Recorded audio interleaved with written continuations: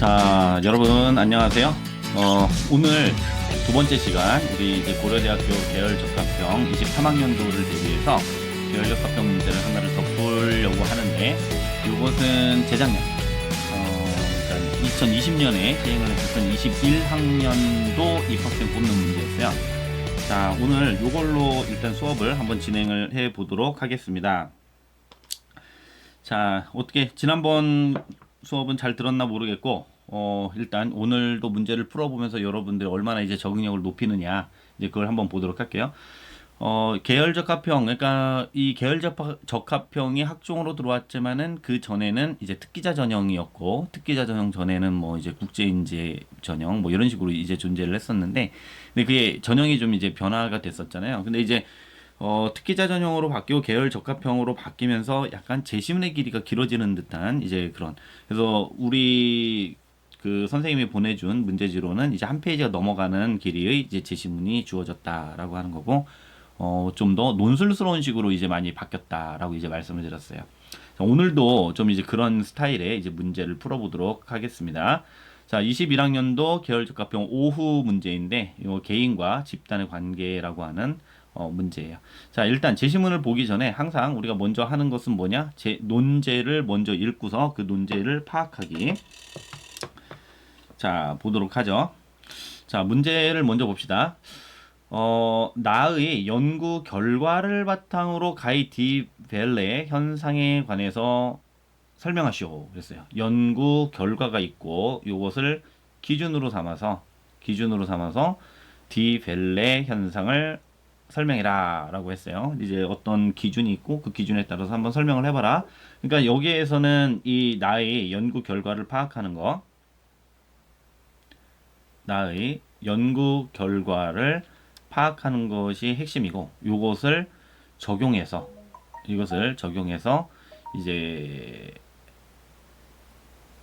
디벨레의 이 현상을 설명하시오라고 하는 거죠. 이렇게 이 디벨레라고 했는데, 사실 우리가 여기서 지금 독일어로 주어진 건데 요 단어를 몰라도 풀 수는 있고, 간단하게 힌트를 주면은 뭐 이건 사상, 운동, 그러니까 사상이라기보다는 이제 운동, 어떤 특정한 운동을 가리키는 파도, 물결인 거죠. 그래서 이제 어떤 사회에다 적용해서 이야기하냐면은 어떠한 물결, 그래서 어떠한 운동, 이런 의미로 사용되는 것이다라고 생각을 하면 되고요.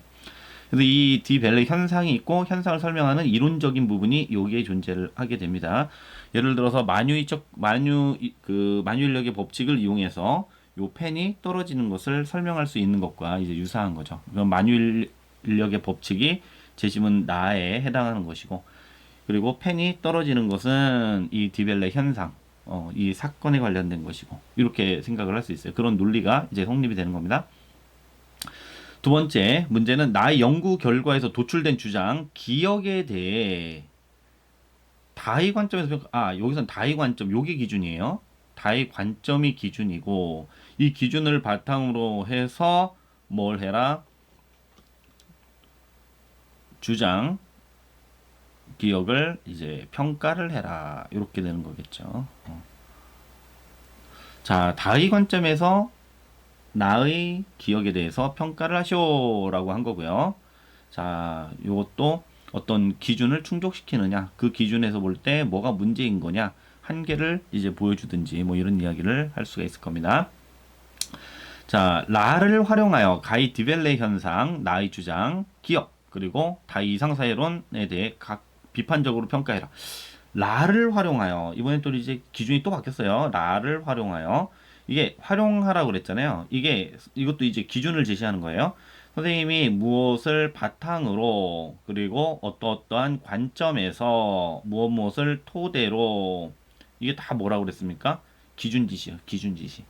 이걸 기준으로 삼아서 디벨레 현상 평가하고, 비판적으로 평가하고, 나의 주장 기억에 대해서 비판적으로 평가하고, 이상사회론도 비판적으로 평가하시오. 이렇게 돼 있죠. 자, 그리고 마지막에, 자, 한국 사회를 지금보다 이상적인 사회로 변화시켜 나가는데 자신이 지원한 전공 분야가 기여할 수 있는 방안을 구체적으로 제시하시오. 이랬죠. 근데 이게 뭐랄까, 고려대학교 문제에서 항상 그런 것은 아닌데, 이런 문제들이 하나씩 끼어들 때가 있어요. 그게 어떤 문제냐면은 자신이 지원한 전공 분야, 자신의 지원 모집 단위의 관점에서 접근하는 거. 자신이 지원한 모집 단위 관점에서 접근하는 것. 내가 경영학과를 지원했으면 경영학과의 관점에서 이야기를 해보시오. 뭐 영문학과면 영문학과의 관점에서 이야기해 보시오. 뭐 이런 것들이죠.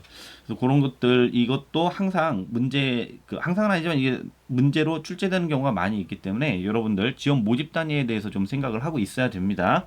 자, 일단 여기까지 이렇게 제시문을 그 논제를 파악했다고 보고 지금 디벨레 현상이 뭔지는 모르겠는데 일단 한 가지 확인한 것은 뭐냐면은 주제어가 이상사회론이 나왔던 거. 우리가 독일어를 알고 있으면 좀 더 쉽게 뭐 접근을 했을 수도 있긴 한데 여기에선 이상사회론, 이상사회라고 하는 키워드가 하나가 잡혀 있어요. 자, 근데 사실은 여기에서 이 이상사회라고 이야기를 하는 것이 아까 선생님이 뭐라고 했었냐면은 개인과 집단의 관계하고 관련된 그런 문제라고 그랬잖아요. 그게 사실 중심인데 개인과 집단의 관계를 통해서 뭔가 그 이상사회에 대해 접근하는 것이다 이렇게 생각할 수 있어요. 아직 그걸 안 읽어봤기 때문에 여러분은 모를 텐데 우리가 제시문을 읽으면서 그것을 한번 파악을 해보도록 하겠습니다. 자, 제시문 가부터 읽어볼게요. 자, 독일의 한 고등학교에서 뱅어라는 교사는 학생들에게 독재의 위험성을 알리는 수업을 진행하려 했다. 하지만 어려서부터 나치 독일의 문제점에 대해 지겹게 들어왔던 학생들은 뱅어의 수업 내용이 지루하다면서 관심을 안 보였어요. 자, 어떤 거에 대해서 지금 독재의 위험성에 대해서 자, 이에 뱅어는 학생들에게 독재 권력이 나타나게 되는 과정을 직접 체험시켜 주기로 했다. 어떤 거요? 독재 권력이 나타나게 되는 과정. 자, 먼저 뱅어는 다수결로 교실의 대표를 정하자고 제안했고 투표 결과 뱅어가 대표로 선출됐다. 선생님이 대표가 되었네요. 자, 다수결로 뽑았어요. 그러니까 이게 다수결을 뽑았죠. 지금 이것은 민주적인 과정을 거쳐서 정당성을 확보한 권력이 나온 겁니다. 대표로 선출됐습니다. 그리고 뱅어는 대표의 자격으로 프로젝트 수업을 위한 세 가지 규칙을 정했어요. 세 가지 규칙을 정해서 발표했는데 첫째, 수업 중에는 대표가 호명한 사람만 대답할 수 있다. 발표자는 일어서서 대답한다. 자, 수업 중에는 대표가 호명한 사람만 대답할 수 있고 일어서서 대답을 합니다. 호명한 사람만. 그러니까 발표 언론의 자유가 지금 억압이 된 거죠. 그죠? 누구에게나 모두에게 그 기회를 주는 게 아니라 첫 번째 조건에서는 우리가 소위 말하는 언론의 자유가 사실은 박탈당한 겁니다. 둘째, 흰 셔츠와 청바지 같은 단체복을 입는다. 유니폼 입는 거죠. 단체복. 그래서 우리가 여러분들 그 이런 게 뭐야? 집단적인 정체성을 드러내는 거겠죠, 이게? 정체성을 형성하고 소속감을 증대시키는 그런 효과가 있어요. 교복도 마찬가지고, 그죠? 자, 셋째, 수업 중에 명령하면 모두가 일어나서 행진을 하듯 발을 맞추는 연습을 한다. 여기서는 이제 어떤 획일적인 집단 행동이 나타나고 있습니다. 그렇게 생각을 할 수 있어요. 그때부터 교실에서 단체 행동과 보조를 맞추지 않는 학생은 배척을. 요게 되게 중요한 거죠. 이렇게 우리가 집단적인 모습이 나타날 때 중요한 것이 뭐냐면은 요거야. 교실에서 단체 행동과 보조를 맞추지 않는 학생이 배척당하는 거. 이제 우리가 이런 거 뭐예요? 이제 소수자 배제. 그리고 배척이 되는 순간에 어떻게 되는 겁니까? 차별과 폭력이 이루어진다라고 그랬었죠. 시간이 흐를수록 학생들은 대표의 권위에 더욱더 복종하는 동시에 이건 권위에 복종하는 거야. 그죠? 대표의 권위에 복종하는 동시에 정치 집단이 된 것처럼 행동했고 스스로를 디벨레라고 불렀다. 디벨레. 새로운 물결 운동 뭐 이제 이런 의미를 가지려고 이렇게 붙인 거죠. D는 정관사고 예.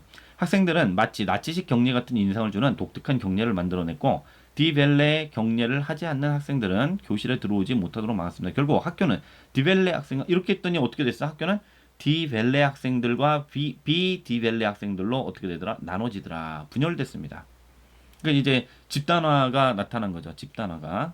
집단이 둘로 나눠졌습니다. 그리고 그들 사이에는 공공연하게 집단 난투극이 벌어지기도 했는데 그러던 어느 날 뱅어는 학생들을 모두 강당에 모이도록 했다. 그 자리에서 뱅어는 이 자리에 조직을 배신한 학생이 있다면서 영문몰라하는 한 학생을 강단으로 데려오라고 지시했습니다. 그러자 몇몇 디벨레 학생들이 배신자로 지목된 학생을 강단으로 데려왔고 이를 지켜본 뱅어는 다음과 같이 말했다.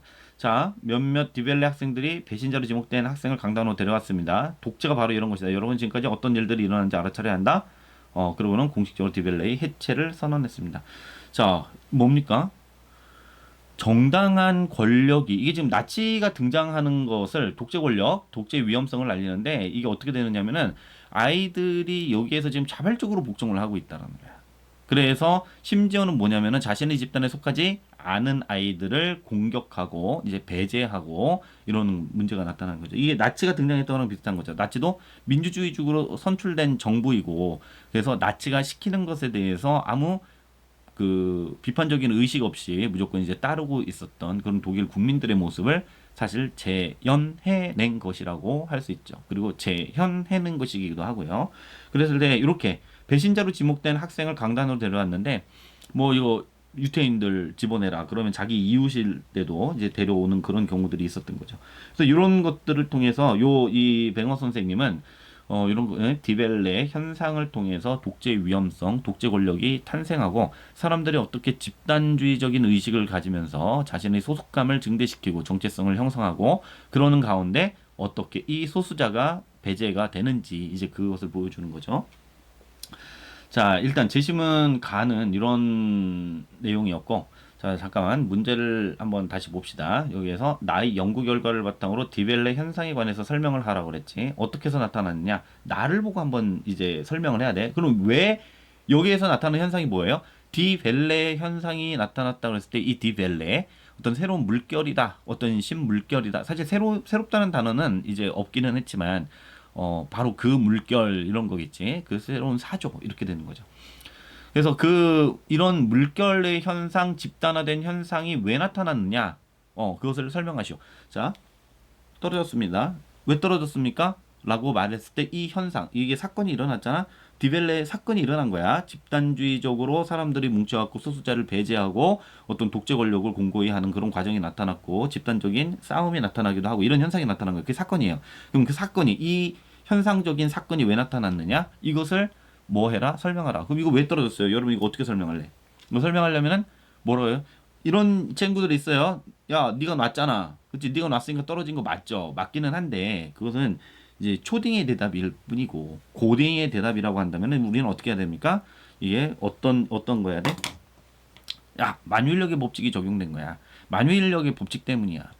지구가 얘를 끌어당겨서 그런 거지. 뭐 이제 이런 설명을 하게 되는 거죠. 그 이론적인 측면을 뭐해서 재심은 나를 통해서 파악을 해라라고 하는 거예요. 자, 한번 보도록 합시다. 한 연구에서 모든 참여자에게 각자 지면 위에 찍힌 점의 개수를 세도록 했습니다. 그 후 참여자가 점의 개수를 정확하게 셌는지 여부와는 관계없이 참여자 절반에게는 점의 개수를 실제보다 초과하여 셌다고 알려주면서 그들을 과대평가자 집단으로 분류하고 점의 개수를 초과하여 센 집단을 과대평가자 집단으로 분류를 했어요. 나머지 절반은 과소평가자 집단으로 분류를 했습니다. 그런 다음 몇몇 참여자들에게 돈이나 쿠폰을 주고서 다른 참여자들에게 나눠주도록 했는데 과대평가자나 과소평가자는 뭐 어떤 집단에 속한 것 같아? 이때 돈이나 쿠폰을 나눠주는 역할을 맡은 참여자가 다른 참여자들에 관해 알 수 있는 유일한 정보는 과대평가자와 과소평가자 중 어느 집단에 속하는가 하는 것뿐이었다. 그 결과 연구자가 아무리 사소하거나 임의적인 기준으로 집단을 구분하더라도 사람들은 자신과 동일한 집단에 속하는 사람들에게 돈이나 쿠폰을 더 많이 나눠주려는 경향을 보였다. 자, 이거예요. 연구자가 아무리 사소하거나 임의적인 기준으로 집단을 구분하더라도 사람들은 자신과 동일한 집단에 속하는 사람들에게 돈이나 쿠폰을 더 많이 나눠주려는 경향을 보였다. 그러니까 내가 과대평가자 집단이야. 그런데 돈이나 쿠폰을 나눠줘 라고 하면 어떻게 된다? 과대평가자에게 더 많이 주고 과소평가자에게는 덜 준다 라고 하는 거죠. 자, 이런 연구 결과 내가 과소평가자에 속해 있다 라고 한다면은 내가 속한 우리 집단, 내 집단이죠. 이 과소평가자에게 더 많이 주고 과대평가자에게 덜 준다 라고 하는 거죠. 왜 그런지는 정확하게 모르겠는데 그렇다라고 하는 거야. 지금 현상적으로 나타난 결과는. 그러니까 사람들은 어떤 행동을 하더라? 자신과 동일한 집단에 속하는 사람들에게 훨씬 더 유대감을 느낀다. 이 사람들에게 뭘 느낀다? 유대감을 느끼는 겁니다. 유대감. 유대를 형성하는 거죠. 근데 기능적 자기공명 영상을 이용한 또 다른 연구에서도 이와 비슷한 결과가 나타나는데 참여자들은 임의적으로 두 집단으로 나눠. 임의적으로 나눴기 때문에 이게 사실은 마음대로 나눈 거죠. 아비트러리하게 그냥 나눈 거예요. 특정 기준이 막 주어진 거죠. 어떤 정당 기준이 있는 것도 아니야. 그들에게 다른 사람의 손을 바늘로 찌른 영상을 보여주고 fMRI를 이용해 그들의 기능적 자기공명 영상 이걸로 찍은 거죠. 뇌를 관찰했습니다. 사람들은 자신과 다른 집단에 속한 것으로 표시된 사람의 손이 바늘에 찔릴 때보다 자신과 같은 집단에 속한 것으로 표시된 사람의 손이 바늘에 찔릴 때 두뇌의 활성화 정도가 분명하게 증가했는데 인간은 남이라고 여기는 사람들에 대해서는 공감을 하는데 자 유대 자기가 속한 집단에는 뭐 어떻기 때문에 공감을 더 많이 하니까 이렇게 되더라. 공감이 뭡니까? 공감이 감정을 함께 느끼는 게 공감이죠. 감정을 함께 느끼는 게 공감인 거야. 그래서 이 공감을 할 때 사람들이 이 공감 영어로 뭐라 그래요? 자, 공감은 심퍼시라고 그러지. 심퍼시 이게 어디서 나온 단어입니까? 파토스에서 나온 단어죠. 파토스. 파토스에서 나온 단어야. 쓰면 뭔데? 이건 투게더잖아. 그죠? 그러니까 무슨 소리예요? 파토스를 감성적인 거, 감정 이렇게 생각을 해도 돼. 이 감정을 함께 느끼는 것이 뭐다? 그게 공감이에요. 이 공감 함께 느끼기 때문에 나하고 동일한 감정을 느낀다라고 하는 측면에서 유대감이 훨씬 더 여기 친밀감이지 사실은. 유대라고 하는 것은 친밀감을 통해서 끈끈하게 들러붙어 있는 거야. 자, 타이, 본드라고 우리가 표현하듯이 타이, 본드 뭐예요? 결속이죠, 결속. 묶어놓은 거야. 이게 뭐다? 유대가 이런 거다. 그러니까 친밀감이라고 하는 것은 사실 이런 것이다. 친밀감이라고 하는 것은 결속을 증대시킨다. 유대를 증대시킨다. 근데 이게 임의적으로 두 집단으로 나누어서도 이런 게 나타난다는 거예요. 어떤 기준이 있어서 그런 게 아니라 뭐 잘생긴 사람 집단, 못생긴 사람 집단 뭐 이런 것도 아니야. 뭐 한국인, 외국인 뭐 이런 것도 아니에요. 그게 아니라 그냥 두 집단으로 그냥 여기서 볼 때 뭐야 점을 더 많이 셌느냐 적게 셌느냐 뭐 그것만 갖고 나눠도 이렇고 그냥 아무것도 없어. 자 왼쪽으로 가 오른쪽으로 가 이렇게 묶어놓고서 해도 이렇게 나타난다는 거야. 그래서 남이라고 여겨지는 사람들에 대해서는 공감을 하는데 어려움을 겪고 있더라라고 하는 거죠. 자 그러면은 여기 이걸 놓고 봤을 때 이 현상에서 여기에서 볼 때 사람들은 어떻습니까? 이 문제를 한번 다시 봐요. 연구 결과를 바탕으로 하니까 우리는 뭐예요? 아까 맨 마지막에 나타난 게 뭐야? 남에 대해서는 공감이 잘 이루어지지 않아. 그런데 자기가 속한 집단의 구성원, 자기와 동일한 집단, 동일한 집단의 구성원은 어떻게 해? 내 집단이죠. 여기에서는 공감을 잘 하더라라고 하는 거죠. 그러면은 이게 원리적인 거야. 연구를 바탕으로 하라고 했을 때 이게 원리적인 거야. 이걸 바탕으로 본다면은 디벨레 현상이라고 하는 것은 뭐 어떻게 되겠어? 디벨레라고 하는 자신들이 뭐라고 그랬어? 이것을 집단을 어떻게 했습니까? 스스로를 디벨레라고 불렀죠. 이거 디벨레에 속한 사람들에 대해서는 어떻게 한 거야? 스스로 훨씬 더 이 공감을 통해서 뭐가 증대한다? 유대감이 증대한다. 디벨레를 통해서 자신에게 속한 사람들에게서는 유대감을 더 강력하게 느끼고 디벨레에 속하지 않은 비디벨레 집단에 대해서는 이런 사람들에 대해서는 공감을 하지 못하면서 어떻게 되더라?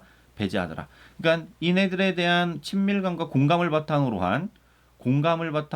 한 동일 집단에 소속해 있다라고 하는 공감을 바탕으로 해서 어떻게 됐다? 유대감이 증대하는 것은 반대로 이거에 속하지 않은 집단에 대해서는 어떻게 되더라? 배제와 배척.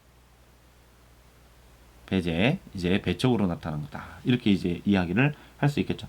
답안을 이제 서술을 한다면, 답변을 우리가 만든다고 한다면, 일단은 이런 경우에는 나의 연구 결과를 이제 먼저 이야기를 해주고 나의 연구 결과상 이렇게 돼 있고 이것이 디벨레 현상을 설명할 수 있다. 디벨레라고 하는 것은 이제 독재가 나타나는 과정을 학생들에게 뱅어 선생님이 보여준 것이었는데 학생들이 어떻게 했습니까? 그 디벨레라고 하는 자신들이 어떤 집단적인 의식과 행동을 가지고 그 조직을 이제 만든 거나 이제 다름이 없는데 그 조직에 속한 구성원들에게는 어떻게 한다? 공감을 느끼고 유대를 느끼는. 그러나 그렇지 않은 집단에 대해서는 배제와 배척을 하더라. 그것은 공감을 하지 못하기 때문에 그렇다. 그들의 고통에 대해서도 공감을 못하는 거죠. 연민이 잘 안 생겼다라는 얘기예요. 이런 방식의 답변이 이제 가능하겠습니다. 자, 이렇게 해서 우리가 1번 문제를 풀었는데 이게 이렇게 해서 하나 풀고 나면 이제 다음 문제들은 좀 쉽죠. 이게 어느 정도 지금 우리가 방향성을 잡았어. 자, 여기서 뭐 했어요? 그러니까 극단적인 집단화 현상이 나타나는 거죠. 그래서 이 집단화 현상이 극단적으로 나타났을 때 어떻게 하더라? 소수자들에 대한 배제와 배척으로 나타나더라까지 이제 나타났습니다. 이제 그거까지 본 건데 2번 문제를 보면 나의 연구 결과에서 도출된 주장, 기억에 대해서 다의 관점에서 평가를 하시오. 다의 관점에서 평가를 하래. 그러면 여기서 마찬가지로 다의 관점이 뭐가 된다? 다의 관점이 이것을 기준으로 삼아라. 기준으로 삼고 이걸 바탕으로 해갖고 평가를 해봐라. 뭘? 나의 주장. 나에서 도출된 주장, 기억에 대해서. 아까 기억은 뭐였습니까? 잠깐만 다시 확인을 해보죠. 기억에서는 뭐라고 나왔었어요? 자, 요거죠. 남이라고 여겨지는 사람들에 대해서는 공감을 하는데 어려움을 겪는다. 자, 남에 대해서는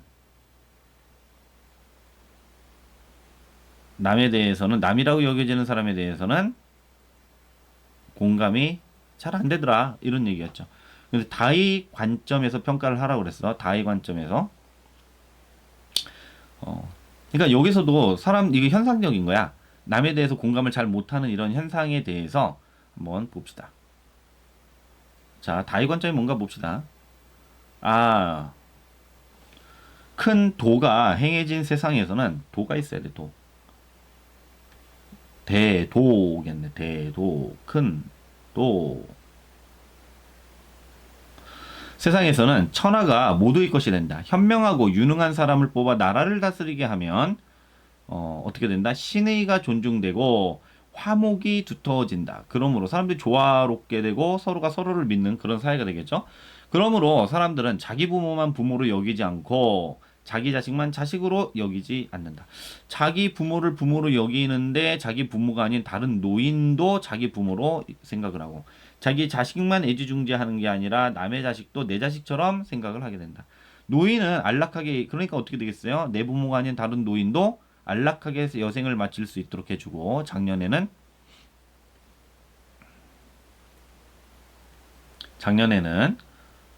일할 자리가 있다. 어린이는 안전하게 자랄 수 있고 배우자를 잃은 사람, 그리고 부모가 없는 아이, 자식이 없는 노인, 병든 사람도 모두 보살핌을 받을 수 있다.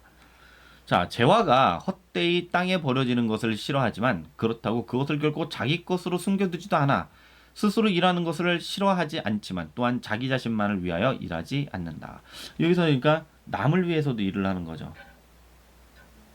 자기 자신만이 아니라 남을 위해서. 그리고 자신의 재화가 헛되이 땅에 버려지는 것을 싫어하지만 그렇다고 그것을 결코 자기 것으로 숨겨두지도 않아. 그러니까 뭐예요? 자기 이익만을 추구하는 것이 아니야. 그지? 그러니까 뭐 한다는 거예요, 결국에는? 이게 타자의 이익을 위하는 거, 이타적인 거죠.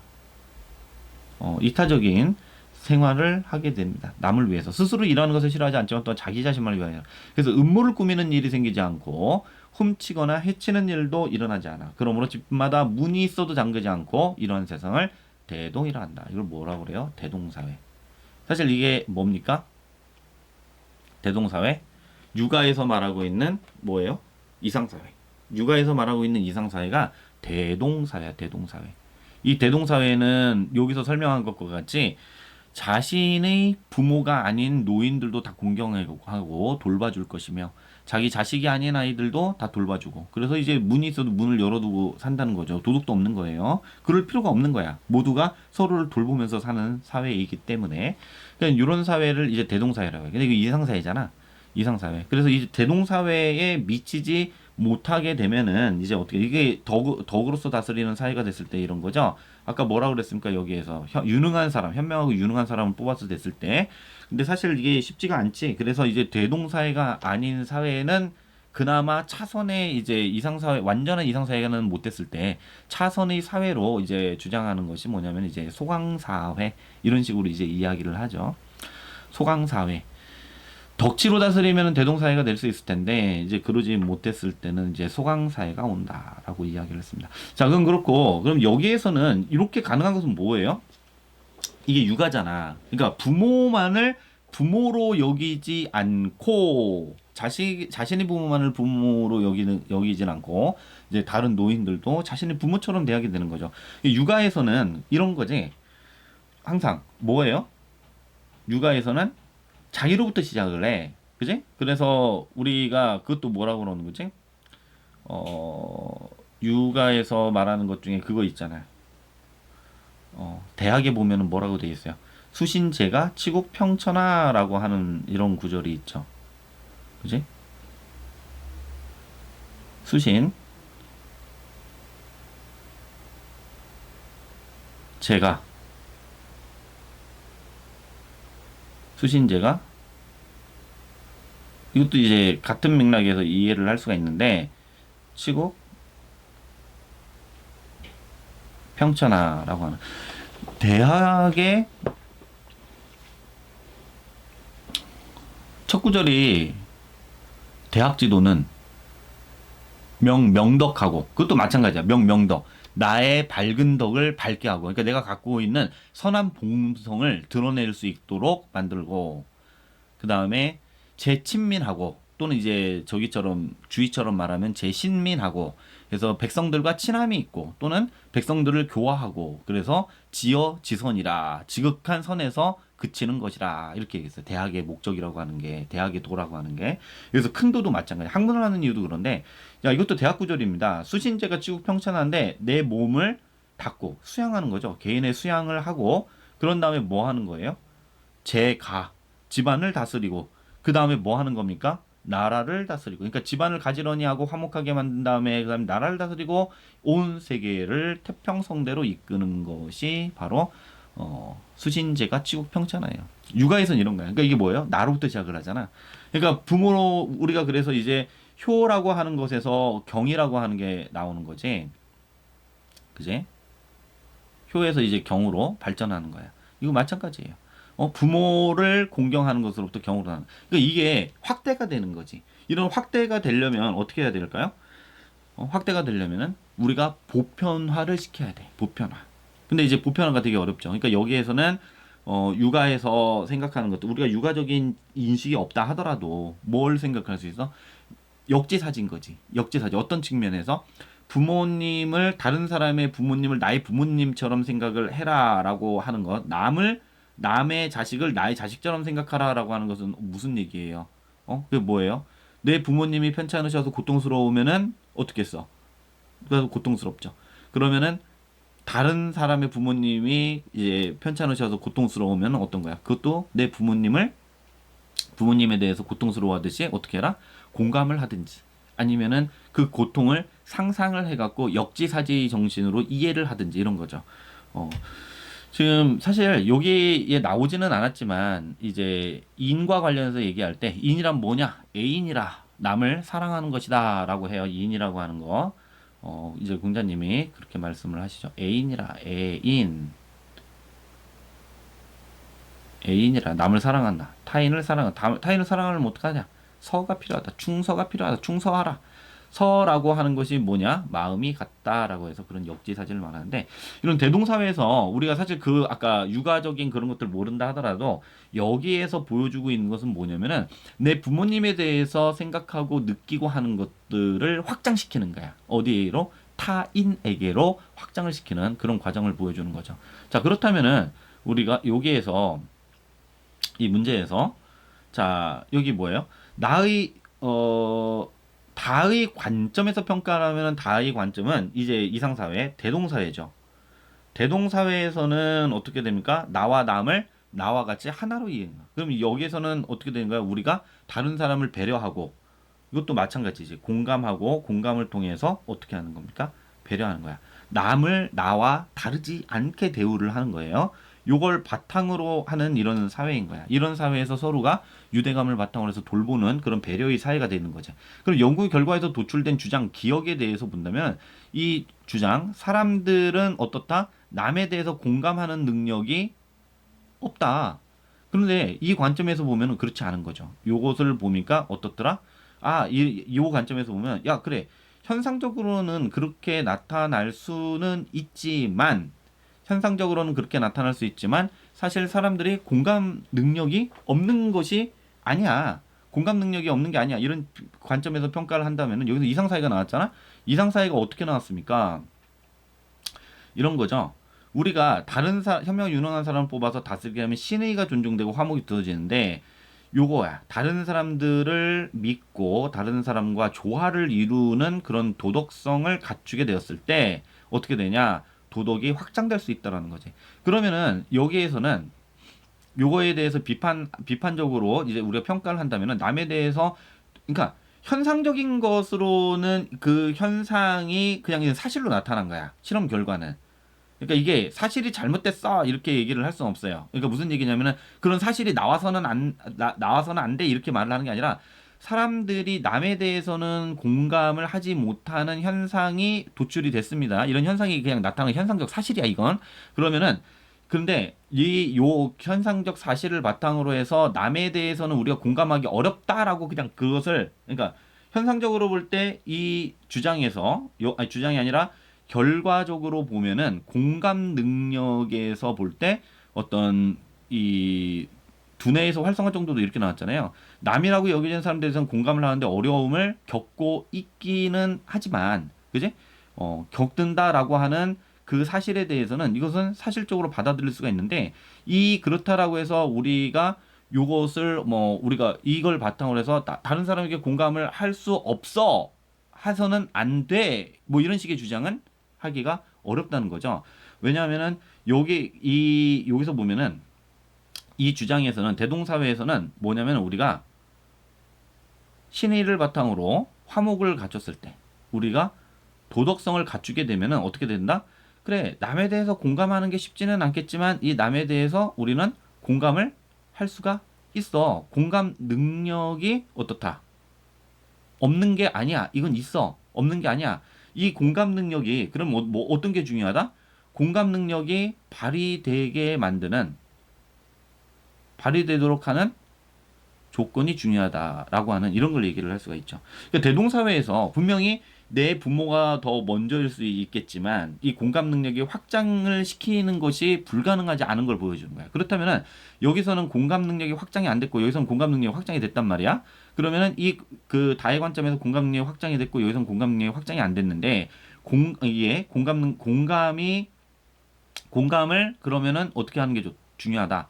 공감을 할 수 있도록 만들어주는 어떤 여건이 중요하다. 여기에서는 어떤 여건이 있었어요? 너와 나를 가르는 우리 집단과 너희 집단이라고 하는 것을 가르는 그런 게 생겨났잖아요. 그러니까 그런 집단을 만들지 않는다면은 이게 가능할 수가 있는 거지. 그러니까 이 주장에 대해서 공감 능력이 여기서 없다라고 할 수 없어. 왜냐면은 나하고 유사하게 생각하는 나하고 동일한 집단에 속하는 사람들에 대해서는 사람들은 공감을 했기 때문에. 그래서 요 주장에 대해서 남이라고 규정이 됐다라고 해서 무조건적으로 공감이 안 된다가 아니라 그 남으로 인식하지 않게 만드는 또는 남으로 인식하게 만드는 조건의 문제를 제기하는 그런 방식의 답변을 할 수 있을 거예요. 자, 요게 생각보다 문제가 조금 쉽지는 않을 것 같아. 요 얘기를 할 때. 자, 그리고 하나만 더 나아가서 일단 세 번째 문제 또 한번 풀어보죠. 자, 3번 문제. 라를 활용하여 가이 디벨레 현상, 나의 주장, 그리고 다의 이상사회론에 대해서 비판적으로 평가를 해보라고 그랬어. 자, 봅시다. 라를 봅시다. 라. 인간의 집합 생활은 그저 우연한 사건에 의해서 탄생하는 것이 아니라 우리 삶을 고양시켜주는 집합 의식에서 비롯된다. 그죠? 집합 생활은 우리 집합 의식을 갖고 있지. 우리 같은 집합에 속해 있다라고 하는 같은 집단에 속해 있다는 그런 집합 의식을 바탕으로 하고 있습니다. 자, 사회 구성의 핵심 원리는 집합 의식의 내재화. 집합 의식을 내재화한다는 것은 그 집단적인 정체성을 나의 정체성으로 바꾸는 과정이겠지. 기계적인 연대와 유기적 연대 두 가지로 구분할 수 있는데 이 내재화이며 내재화시키는 과정이 두 가지가 있습니다. 하나는 이거야. 기계적 연대. 기계적 연대에는 집단을 이루는 목적이나 과정보다는 동질성 그 자체가 유대의 기초를 형성한다. 동질성 그 자체, 동질성 그 자체, 같다라고 하는 거죠. 여기에서는 무엇보다도 오직 같다는 이유 때문에 강력한 유대가 나타나게 되며 집합 의식이 개인의 의식을 지배하게 됩니다. 집합 의식이 개인의 의식을 지배하게 됩니다. 그 결과 기계적인 연대 속에서 개인은 주체적인 존재로 기능하기보다는 억압적인 규율 하에 집단에 예속되는 모습을 보이거나 다른 집단에 대해 배타적인 태도를 보이는. 딱 보니까 이거 뭐예요? 이거 디벨레 설명하는 거. 그지? 거기에서 어떻게 됐어요? 그냥 너네들은 나의 명령에 복종하는, 내가 만든 세 가지 규칙에 따라서 움직이는 학생들이야 라고 할 때 그 규칙을 지키는 집단이 만들어졌죠. 그게 디벨레였던 거야. 그리고 걔네들은 어떻게 됐어? 뭐 다른 거 의문 품지 않죠. 그냥 명령에만 복종하는 그런 모습을 보이고 자신들이 주체적으로 비판적으로 생각하는 것은 하나도 나타나지 않죠. 그리고 어떻게 했어요? 디벨레 속하지 않은 애들에 대해서는 뭐 이제 싸움을 한 경우도 있고, 아까 배신자 낙인 찍으면은 불러내서 색출해갖고 이제 처벌을 하는 그런 모습도 이제 볼 수 있는 거지. 자, 대조적으로 유기적인 연대, 뭔가 좀 다른 것 같아요. 기계적 연대가 있고 유기적 연대가 있어. 기계적 연대는 기계가 돌아가는 것처럼 어떤 그냥 규칙에 따라 돌아가는 것 같고, 유기적 연대는, 유기라고 하는 말은 사실 생명 현상을 하는 것들을 말하죠. 구성원이 사회적 규율의 권위를 자율적으로 수용한대. 자, 구성원이 사회적 규율의 권위를 자율적으로 수용하는 동시에 구성원들 간 기능적인 상호 의존성과 공감이 기초한 결속이 이루어지는. 기능적인 상호 의존성과 공감이 기초한 결속이 이루어진다. 공감. 그러니까 나는 너한테 의존해 있고 너는 나한테 의존해 있고 뭐 이런 거겠지. 유기적 연대에는 그러니까 나는 너를 필요로 하고 너는 나를 필요로 해. 이질성에 기초한 연대. 여기서는 기계적 연대는 아까 뭐였습니까? 같다라고 하는 동질성에 기초한 연대였지. 그치? 유대가 동질성에 기초한 유대라고 하고, 여기서는 이질성에 기초한, 유기적 연대는 이제 이질성에 기초한 여기서는 연대라고 했습니다. 집합의식이 개인의 의식을 지배하지, 여기서는 그래서 집합의식보다 개인의 의식이 더 올바른 것으로 살아남을 수도 있겠네. 개인의 주체성이 훼손되지 않는다. 따라서 유기적 연대에서는 배타성의 위험이 상대적으로 적어요. 배타하지 않아. 왜? 제가 이질적인 것을 난 알고 있거든. 그리고 이질적이지만 나하고 쟤하고는 상호 의존적으로 결속이 돼 있어. 서로 의존해. 난 쟤 없으면 안 되고 쟤는 나 없으면 안 돼. 자, 유기적이라고 하는 것은 그런 거죠. 예를 들어서 우리 신체의 팔, 다리나 우리 속에 있는 장기나 이런 것들이 뭐예요? 하나로 연결이 돼 있는 것을 말을 하는 거예요. 자, 그래서 상대적으로 보면 다른 집단에 대한 공감의 가능성도 열려 있다. 다른 집단에 대한 공감도 가능하다. 자, 집합의식의 내재화 과정에서 인간은 자기 집단과 관계된 것들에 특별한 의미를 부여하기도 하는데, 그 과정에서 이상사회에 대한 관념이 싹트기도 한다. 그러니까 때때로 사람들은 완전한 이상사회를 떠올리고, 그러니까 한번 생각해봐. 기계적 연대에서의 이상사회는 어떤 모습으로 나타나겠어요? 기계적 연대에서의 이상사회는 순혈주의가 생겨나겠지. 순혈주의. 그지? 나치 생각하면 딱 맞아. 걔네들 뭐예요? 게르만, 아리안족. 그게 아니면 어떻게 되는 거예요? 열등한 민족. 더군다나 우리 열등한 민족이 우리 게르만하고 섞이면 어떻게 된다? 잡종 하이브리드가 된다. 그러면 안 된다. 그러니까 어떻게 되는 거야? 섞이지 않도록 하게 하는 그 열등한 민족들을 다 제거해야겠다라고 하는 것이 바로 유대인 학살로 나타난 거지. 이런 거야. 이상사회에 대한 관념이 동질성에 기초하기 때문에 비동질적인 것, 이질적인 것들은 다 배제시켜버리는 방식으로 나타난다는 거죠. 때때로 사람들은 완전한 이상사회를 떠하지만 이러한 사회는 환상에 불과하며 실제로 존재했던 적은 없다.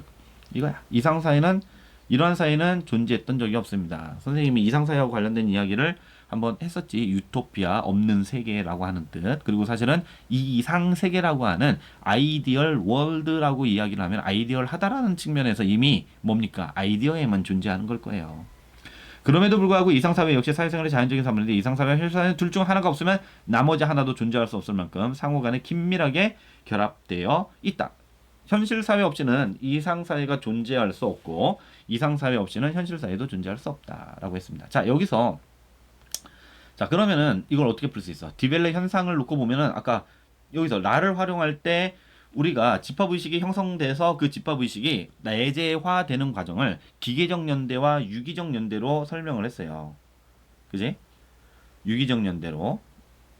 그러면은 요 관점에서 볼 때 디벨레 현상 딱 보고서 아까 선생님 뭐라고 했어? 이건 기계적 연대의 관점에서 볼 수 있는 거죠. 이런 디벨레라고 하는 현상은 기계적 연대의 방식으로 나타난 거야. 기계적 연대의 과정을 통해서 우리가 집합의식을 여기서는 이 학생들이 집합의식을 형성했고 그래서 이걸 바탕으로 해서 이상적인 사회를 만들려고 했기 때문에 어떻게 했다? 타인을 억압하는 그런 현상으로 나타나게 된 것이다. 이렇게 비판할 수 있죠. 그죠? 나의 주장 기억에 대해서는 뭐라고 할 수 있어요? 기억. 공감이 부족하다라고 했는데 아까도 말했지만은 이 기억에서는 남이라고 인식되는 거에 대해서 공감하기 어렵다라고 이야기했지만 그 실험에서는 그래요. 그렇기는 한데 여기에서 유기적인 연대의 관점 이게 기계적 이것은 단순히 뭡니까? 기계적 연대의 관점에서 볼 때만 이렇다라는 거지. 점을 단순히 셌을 때 뭐 임의적으로 나눈 거예요. 임의적으로 나눈 거. 그러니까 아무 별 의미가 없는 거야. 그러니까 별 의미가 없는 게 아니라 임의적으로 나눈 거 특정한 기준이 어떤 의미를 부여받아 갖고서 한 것도 아니고 이것은 단순히 같다 아니다만 놓고 보았을 때 나타난 현상이고 우리가 거기서 필요한 것은 오히려 유기적 연대가 필요했던 것이겠지. 그러니까 여기서는 이게 유기적 연대의 차원에서는 이런 주장 기억과 같은 것이 나타나지는 않을 수도 있는 거야. 우리가 이질적인 것들을 포용할 수 있는 그러한 연대를 할 수 있다면은 이런 기계적인 측면은 이제 우리가 비판할 수 있을 것이다라고 하는 거죠. 이게 여기에서 보면은 약간 요건 달라. 뭐가 다르냐면은 가히 디벨라 현상은 이제 거기 우리 대표자 선생님 뱅어 선생님이라고 하는 대표자가 있었죠. 대표자의 권위 이게 어떻게 되냐면 다수결을 뽑았기 때문에 정당화된 권위가 존재했지. 정당화된 권위가 있어요. 그지? 우리가 민주적으로 선출된 권위자가 있었고 그 권위자의 명령에 복종을 함으로써 디벨레 현상이 강화돼서 나타났다는 것이 있다면은 나의 주장 이거 얘랑 이게 완전히 똑같은 게 아니에요. 나의 주장에서는 완전히 어떤 거야? 임의적인 집단이야. 임의적인 집단화가 나타나. 그 기준이 없잖아. 그냥 과대평가자, 과소평가자일 뿐인 거고 이런 상황에서 나타난 거라서 여기에서는 임의적인 집단이라고 하는 거, 그 차이가 이제 나타난다라고 하는 거고. 자, 다이 이상사회로는 이것은 한편은 이건 유기적인 연대죠. 유기적인 연대. 왜냐하면은 남의 부모님도 나와 다른 남의 자식도 그리고 심지어는 이제 고통을 받고 있는 많은 어떤 그 소수자들, 이제 배우자를 잃은 사람, 뭐 자식을 잃은 사람, 뭐 이런 사람들, 뭐 가난한 사람, 병든 사람, 뭐 등등등 많이 있잖아. 이런 사람들을 도와주는 이런 유기적인 연대의 관점에서 접근하고 있다라고 긍정적으로 평가를 할 수는 있는데 문제는 뭐냐면 이게 이상사회론이야. 실제로 이상사회라고 하는 거죠. 어느 누구도 탐욕스럽지 않고서 이렇게 살 수는 없는 거죠. 사람들이 다른 한편으로는 이게 그리고 여기서 나로부터 시작을 한 거죠. 나로부터 사회로 확대해가는 과정으로 나타났는데 선생님이 이제 수신제가 취급평가를 말했던 것도 사실 이런 거죠. 그러니까 나의 부모로부터 시작을 했지만 문제는 이게 완전히 무차별적인 사회로 가기는 어렵다는 거야. 이게 이상사회라서 그래. 아이디얼한 소사이어티야. 머릿속에 존재하는. 그러니까 이제 이게 불가능할 수 있다라고 하는 것을 보여주는 거죠. 그러니까 이상사회론에 대해서는 이것은 유기적인 연대 관점에서 이러한 이상사회를 펼쳤다라고 하는 것은 뭐다? 긍정적으로 평가할 여지가 있습니다. 충분히. 그러나 문제는 뭐냐면은 이 이상사회라는 측면에서 볼 때 우리가 완전한 이러한 공감이 기초한 어떤 유대 또는 연대 이런 것들을 형성하기는 쉽지 않을 것이다라고 하는 거죠. 현실에서는 불가능할 수 있고 대신에 긍정적인 의의를 찾는다고 한다면 이런 이상 사회론을 바탕으로 해서 현실 사회의 문제점을 지적하는 그런 것들을 만들어갈 수는 있겠죠.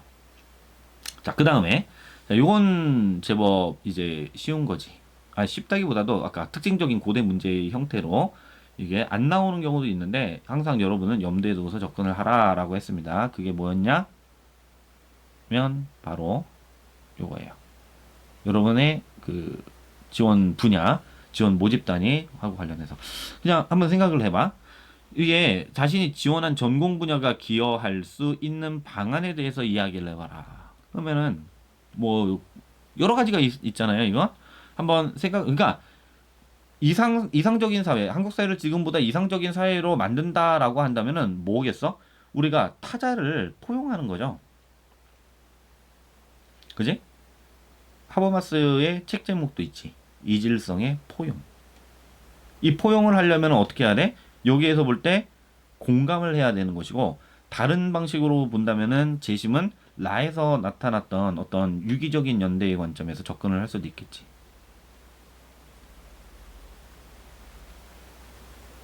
유기적인 연대의 관점에서, 그래서 다른 것들을 이제 포용할 수 있는 이런 것이어야 될 겁니다.